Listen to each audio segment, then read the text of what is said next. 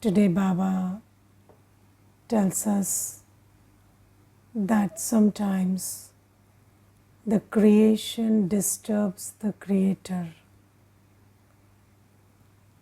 and you see these days children become the cause of stress for parents.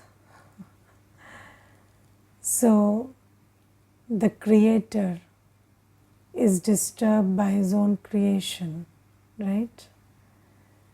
And Baba says that that is a very, mundane thing that happens, but in the spiritual dimension also, Baba says waste thoughts are our creation. And then I am a soul and I create thoughts. And when I create wasteful thoughts, then those wasteful thoughts, they disturb me. Yes, my own thoughts, they are my creation, and then they become the cause for my disturbance.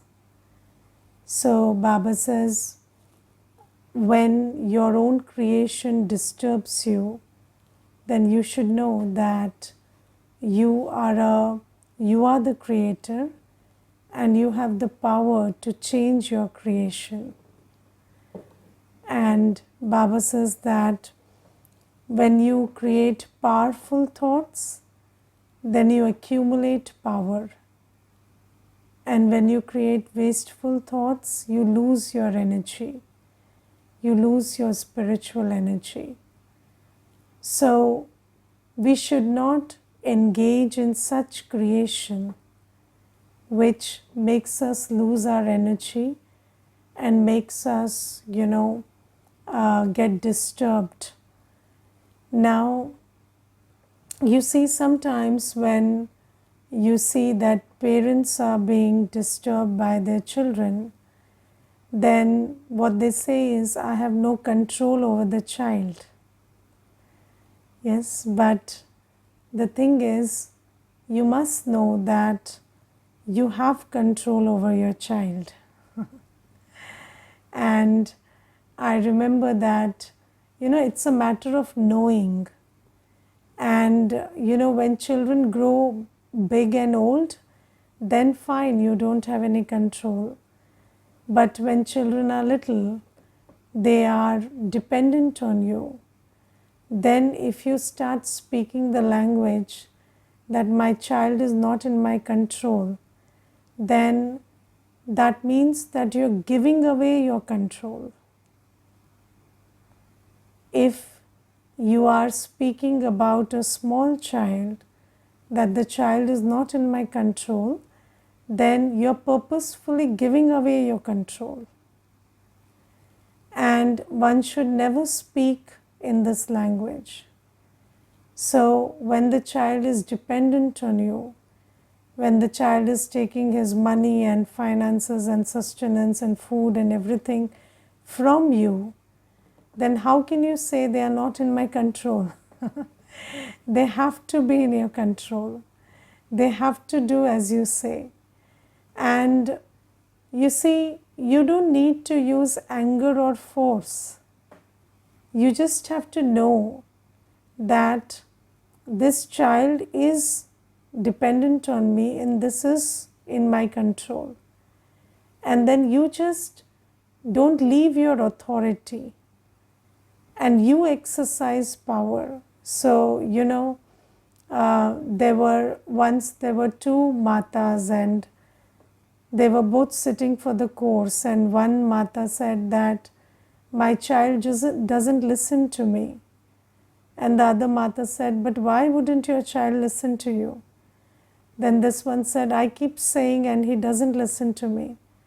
Then the other mata said that probably you think that there is a possibility, probably you have allowed here that there is a possibility that the child may not listen. So you have allowed your child from here that you may or may not listen. But in my case, I am very sure that my child has to listen to me. So when I tell them that you have to study for 2 hours, there is no answer back. They have to study for 2 hours. And if they don't study for 2 hours, they know that will have consequences. So, it's about knowing your powers. It's about knowing your authority. And, in this path of spirituality, I have seen not only about spiritual matters, but about very mundane things, very day to day household things. We do not command authority. So even when something is in my authority, so have you seen there are bosses in office who say that the staff doesn't listen to me? Or there are parents who say my child doesn't listen to me. But if you allow it from here, if you have let go of your authority and you have started requesting and begging instead of, commanding that this is what you have to do and it has to be done. And if your inner state is that of lack of authority, then your verbal and non-verbal communication will convey to the other person that this person doesn't have the authority. And sometimes, you may have a lot of external authority, but then you are not in awareness of that authority. And then you speak to someone and then they don't obey you. And that happens because internally you have not exercised your authority. Internally you are not sure that I have this authority. So this is also a very spiritual matter. For example, I remember there was this one sister in the center, and she told me that the younger sister doesn't listen to me. So I said, no, she has to listen to you. And she said, no, but she doesn't listen to me. So I said, she has to. How did she get the message that she has a choice not to listen to you? She has to listen to you. So I said, when you speak, she should know that she has to listen to you. And your speech doesn't have to be rude. Your speech doesn't have to be, forceful. But that sense of authority has to be there. And authority doesn't mean that you are rude or you are, you're forceful or you speak with anger or you are always threatening somebody about consequences. But when you know your authority, you know that you are the senior one and the person has to listen to you. When you know it, it gets conveyed in your body language and it gets conveyed in your voice. And that is how you make the other person listen to you. And Baba says similarly, when you in your awareness, you give up the swaman that I'm a powerful soul. So when the soul forgets that the soul is powerful and the soul creates a thought that, my mind is not in my control. So when the soul, who is the master of the mind, gives its control to the mind, just like you say, the child doesn't listen to me, the soul keeps saying, I cannot control my thoughts, or my mind doesn't listen to me. But when you stabilize yourself in that authority, that I am a powerful soul and I only create the thoughts that I want to create, then you can be free from this wasteful creation. And Baba says that this is why, the first point of knowledge that we get when we come to Baba is that I am a soul and I have a mind, intellect, and sanskar. And I am the master of that mind, intellect, and sanskar. Earlier, I used to think that the mind and intellect and sanskars are not in my control.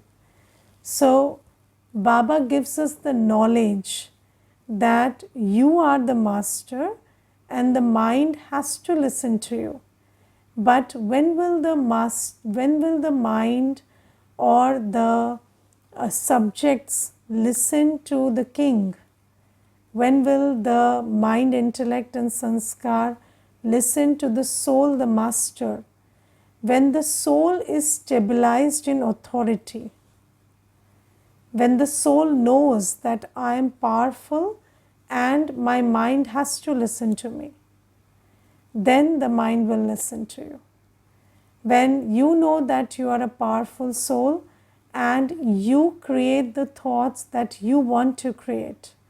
So, there is a difference between knowing and just intellectually knowing and then knowing which means that you know for a fact, you know it deeply, you have realized it, that I am a powerful soul, I am the master of my mind, intellect, sanskar. And for 63 births we always thought that my mind, my intellect, and my sanskars are under the control of circumstances and people. But Baba gives us this knowledge, and then the more we churn over it, the more we realize it, I become powerful, and then I'll be able to control the waste thought. So, how does a waste thought start? It starts with why, how, when. So especially why me, why this, why that. And whenever you have this question why, then emerge the knowledge in you that it is because of the drama, the way the drama is designed, that this is happening. So then put a full stop to all the waste thoughts and think about powerful thoughts, that even if the situation is such, even if things are such, I am more powerful than the situation. And I don't have to create thoughts about what will I do and how will this pan out or what will happen or why is this happening. But I have to just create the thought that whatever happens, I am with Baba and Baba is more powerful than any situation. And create powerful thoughts, and that will create a powerful state of mind, and that will make you deal with the situation. So Baba says this first.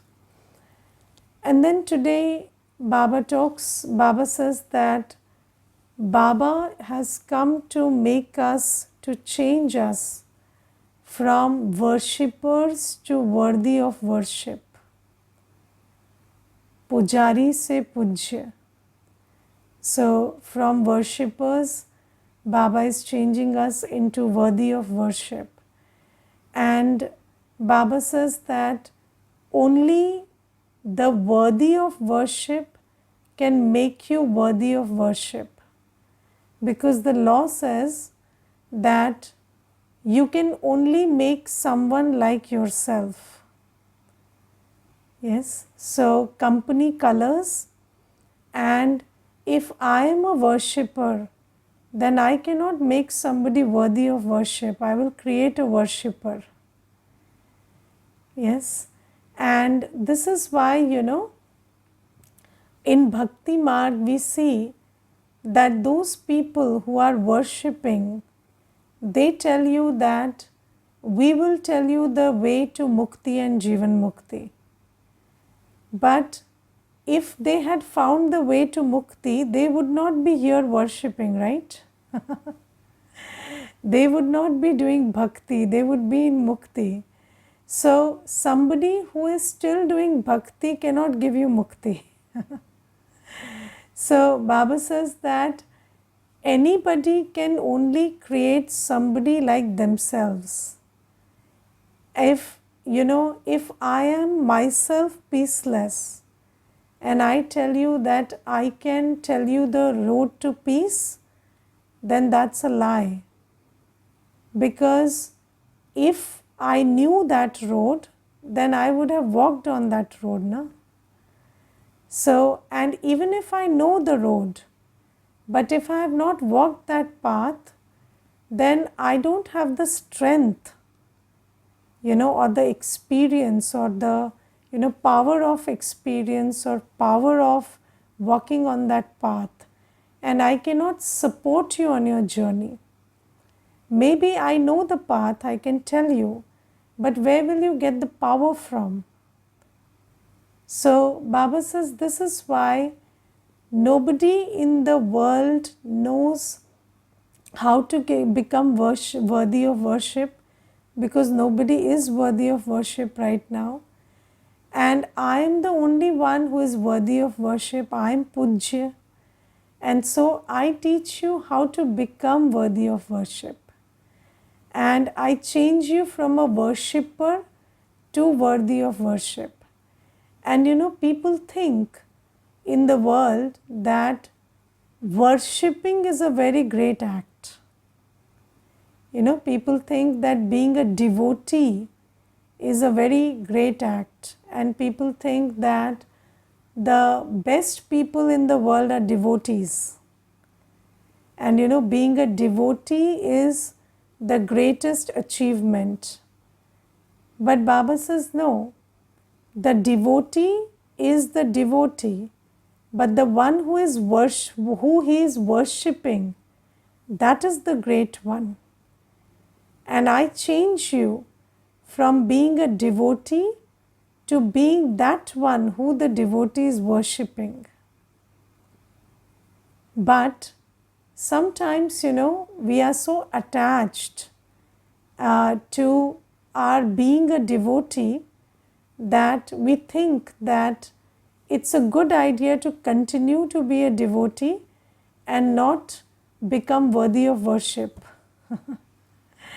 And that is why when people see that these people have left worshipping, they are not worshippers anymore, then they don't understand that they are becoming worthy of worship. So then they say these are atheists. They are all, Nastics.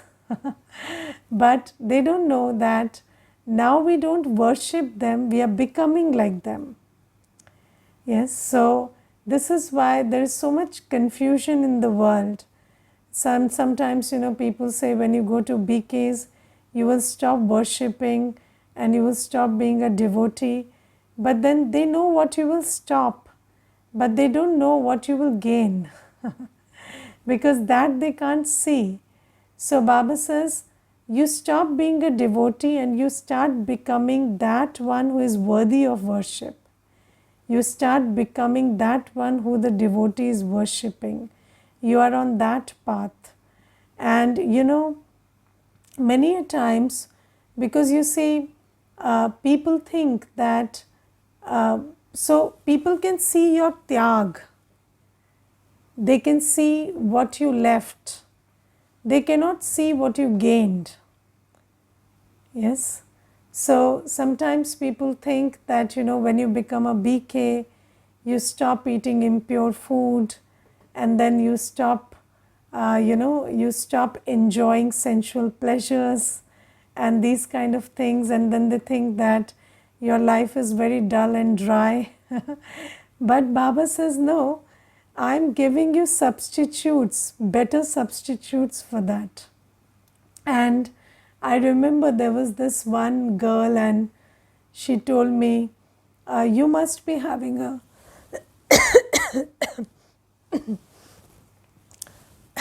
excuse me. So this girl told me that you must be having a pretty boring life because you never go to party, or you people are never going out, and you people are never doing things that we do. Then I asked her, what do you do? So she said, we party. So I said, what do you do in that party? So she said, we have, so I said, so she kept quiet. So then I said, you get drunk, is it? So she said, yes. So, so I said, and then what do you do? You get drunk and make mistakes. But we also get drunk. We are also intoxicated. But we are intoxicated in God's love. And when we don't make mistakes, we start creating good karma. So you get drunk, and why do you get drunk? You want to forget the old world. And when we remember Baba, we also forget the old world. But our method makes us do good karma, and your method makes you make mistakes. And then second thing, your intoxication is over by after some hours, but our intoxication is eternal. It is continuing always. So we are always intoxicated in God's love. So then she said, okay, so I didn't know this. So we only see that you people don't do this or do that, and we don't know how to experience that, so we can't value that. So this is why Baba says, Baba changes us from a worshipper to a worthy of worship. And when you understand that those ones who you were worshipping, those are your pictures only. Yes. And you see, sometimes when you see an album, then you ask, no, where is this person who is in the album? But when you see images of deities, you never ask, where are these? These are just images. So where are those deities? And it's so interesting. You see anybody's picture on the wall, you see anybody's statue, you want to know where they are right now. But when you see the pictures of deities, you never ask, where are they now, right now? And Baba says, you are the ones who were deities, and those are your images only. And now, instead of worshipping your own images, because you didn't know you were worshipping, but now that you know this is my own picture, you start making effort to become again like that. So Baba says that I am the one who changes you from a worshipper to worthy of worship. And what is the difference between a worshipper and a worthy of worship? What changes, when changes, you change from a worshipper to a worthy of worship. So the whole change is about purity. So Baba says, when you're pure, you're worthy of worship. And when you become impure, you become a worshipper. Yes, that is the only change. And you see, even in the Hindu culture, we have very good examples of this. So, when the Kanya, when the girls are young and they are considered to be pure, then they are worshipped as deities, Kanya Pujan. So you worship those Kanyas, and then when there is Navratra, you feed those Kanyas with bhog, and then you touch their feet and you take blessings from them, and you donate to them. So, but as soon as they walk the path of impurity, then they are the ones who start touching other people's feet. So this is the difference between purity and impurity. Of course, this is a very symbolic difference, because anyways sanskars and all, but when they are young, the impure sanskars are not that emerged. So then in that pure state, you're worshipped. And then when you become impure, you are the one who touches everybody's feet. And when somebody gets married, that is the first day when you touch everybody's feet. And because that is your beginning of impurity of your life of lust.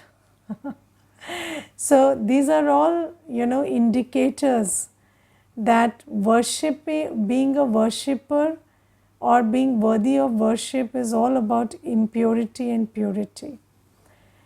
And Baba says, I change you from a worshipper to worthy of worship.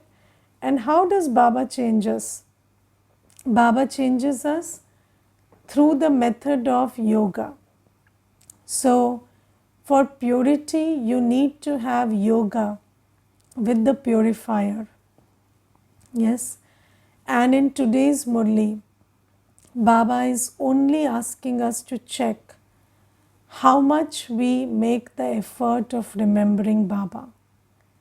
Because without remembering Baba, we cannot burn our sins, we cannot become pure.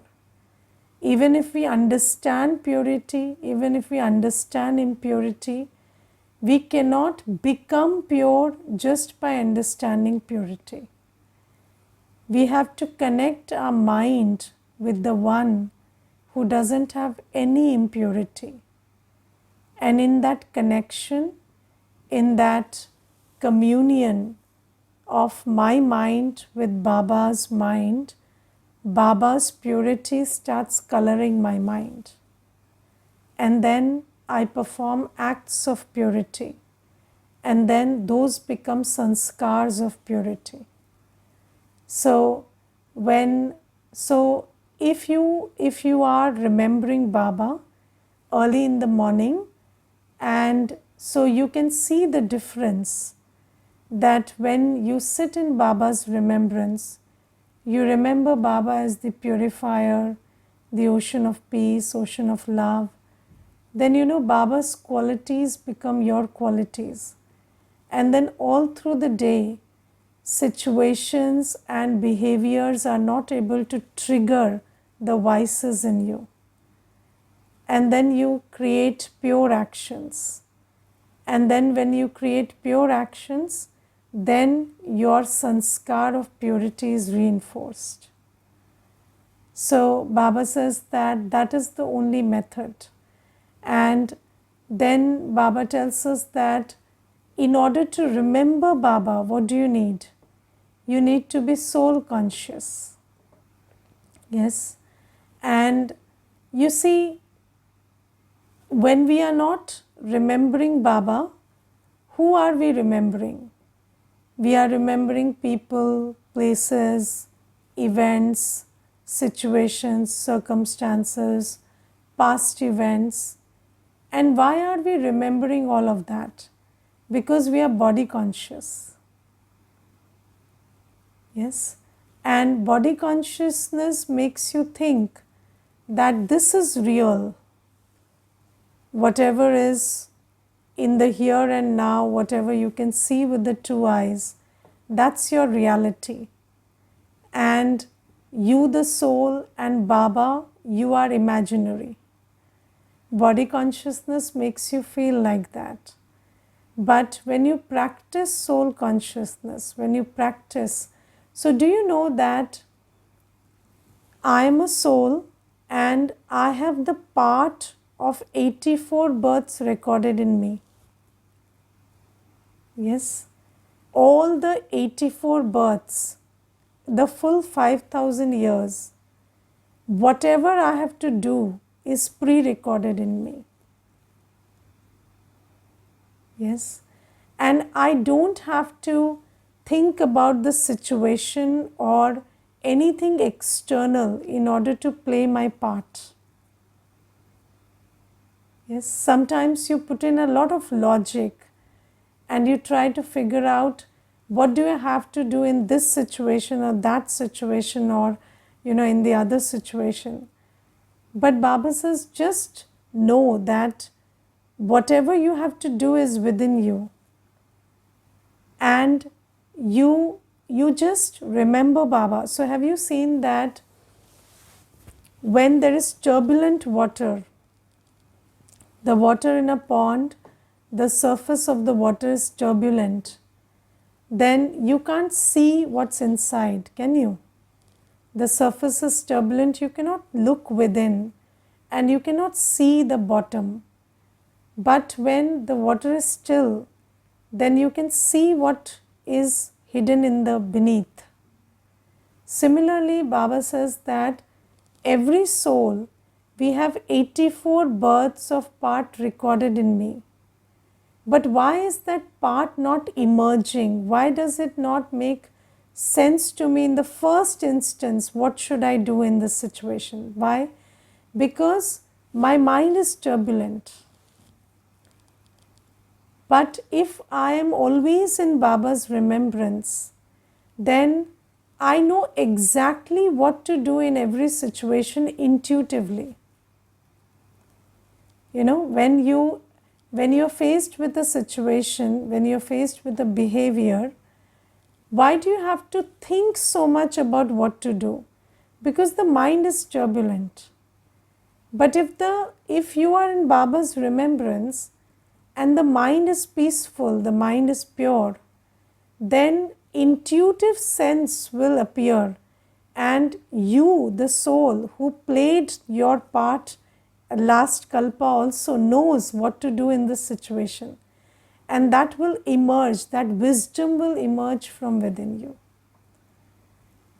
And Baba says, just be soul conscious, just know that I am a soul, I am the one doing everything through the body, and I have a part of 84 births recorded in me, and I don't have to get all worked up and all, disturbed and upset and agitated in every situation.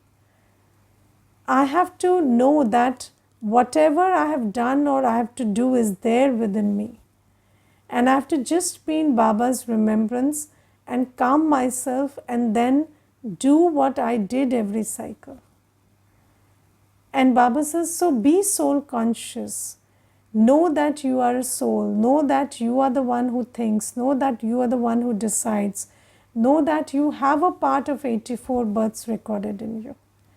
And you just have to play that same part and be in Baba's remembrance. And when you do that, then you will burn your sins and you will become pure again. And then Baba says that never become tired or fed up of this old body. Because you see, this body, this may be our 84th body, and this may look like a liability. But it is the most valuable asset I have. Because I, the soul, have to sit in this body and I have to follow Srimad and earn the income for the whole next kalpa. I have to accumulate whatever virtues, powers or blessings or punya karma that I have to accumulate for the next kalpa sitting in this very body. So this is why I never have to get fed up of this body, because this is the only body which supports me in this Sangam Yuga. And when you have only one support, you can't get fed up of that. You don't have the privilege to get fed up of something when you have only one of it. You have the privilege to get fed up when you have two of it. So Baba says, this is your only chance, this is your only body. Don't get fed up of it. And what happens when you get fed up of your body? You start giving negative thoughts to your body itself. Let's say my body is having a lot of ailments or whatever. My body is not perfect. It has got a lot of imperfections and ailments and everything. But then when I forget the value of this body, then I start cursing this body. Although in the mind, that what kind of a body is this, so full of illness, so full of imperfections, this and that. And then what you're doing is, you are self-sabotaging the only asset you have.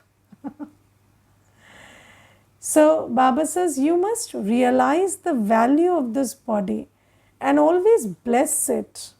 Never get fed up of it. This is your most valuable instrument. Always bless it. Always say that this is a great instrument and have faith that this body will help you reach your karmatit stage. This body will help you reach your full state through effort. And Baba says that my aim is to, remember Baba and leave the body in Baba's remembrance. So I have to not think about the body or send negatives to the body, but be in this body, thank this body because this body is helping me remember Baba. I am sitting in this body and remembering Baba. And if you're cursing this very body, then what are you doing? You're digging a hole in the boat you're sitting, and then you drown with the boat, right? So Baba says, don't do that. Always bless this body, always know the value of this body, and know that I and this body together have to leave. When I leave this body, I have to leave in Baba's remembrance. So always keep blessing this body and keep doing your pursharth of remembering Baba while sitting in this body. Don't get fed up of this body. Okay, Om Shanti.